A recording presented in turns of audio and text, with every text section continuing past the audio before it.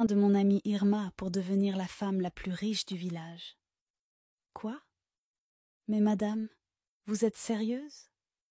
Oui, je le suis, répondit Eno. Je suis désolée, madame, mais je ne peux pas faire ça. Irma est une femme très gentille que je connais bien et que j'aime bien. Je ne peux pas lui faire une telle chose. Sans dire un mot, Eno sortit de son sac une grande liasse de billets.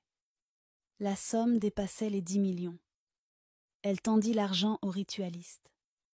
Aveuglé par la quantité d'argent qu'on lui présentait, le ritualiste affirma: « Écrivez son prénom et son nom de famille ici, madame. » Elle écrivit le nom de Irma sur la feuille et remit la feuille au ritualiste. Il rentra dans une autre pièce et prononça des incantations pendant plusieurs minutes. Il ressortit après pour informer Eno que le travail était fait. Eno rentra chez elle avec beaucoup de joie au cœur. Quelques semaines plus tard, Irma commença à rencontrer des difficultés à son travail. Ses affaires ne marchaient plus correctement. Elle était victime d'une trahison de 16 employés qui fournissaient des informations confidentielles de leur entreprise aux concurrents. Ceux-ci profitèrent pour ruiner Irma, et du jour au lendemain, elle se retrouva complètement ruinée et endettée. Elle ne savait plus quoi faire. Elle n'avait personne vers qui se tourner car elle n'avait pas d'amis à part Eno.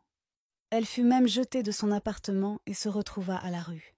Finalement, elle décida de poser son problème d'argent à son amie Eno, espérant trouver un prêt chez elle pour subvenir à ses premiers besoins en attendant de s'en sortir. Cependant, quand elle le lui demanda, Eno n'hésita même pas à lui dire qu'elle n'avait pas d'argent et qu'elle ne pouvait pas l'aider. Irma était abasourdie. Elle n'était pas sûre d'avoir bien entendu, alors elle lui demanda à nouveau, cette fois-ci se mettant même à genoux. « J'ai vraiment besoin de ton aide, Eno. Je n'ai personne vers qui me tourner et tu es mon dernier recours. » Elle ne put s'empêcher de laisser couler les larmes qui menaçaient de sortir.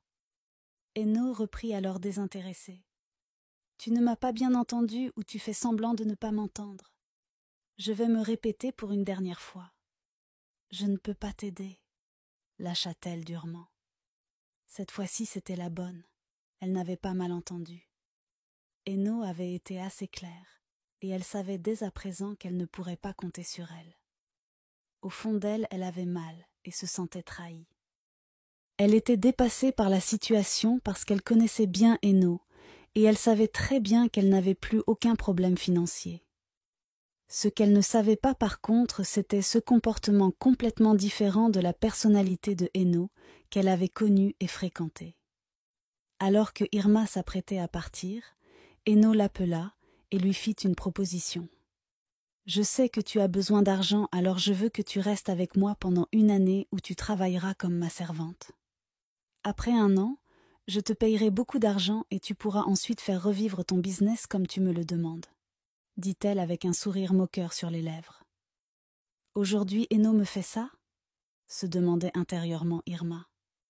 Pourtant, quand elle était au plus mal et n'avait personne vers qui se tourner, c'est moi qui l'avais aidée et revêtue. Comment pouvait-elle me faire une chose pareille maintenant que j'ai le plus besoin d'elle? Sans répondre à Eno, elle se retourna et s'en alla. Les jours suivants étaient les plus longs et les plus durs pour Irma. Elle n'arrivait même plus à manger 3 fois par jour, et elle était même obligée de vendre tous ses biens. C'était assez difficile malgré les petits boulots qu'elle essayait de faire pour se reconstruire. Un jour, elle prit le temps de réfléchir, et finalement, elle décida de revenir près d'Eno et travailler comme une servante comme elle lui avait suggéré. Elle était tellement mal, mais c'était son dernier cri d'espoir.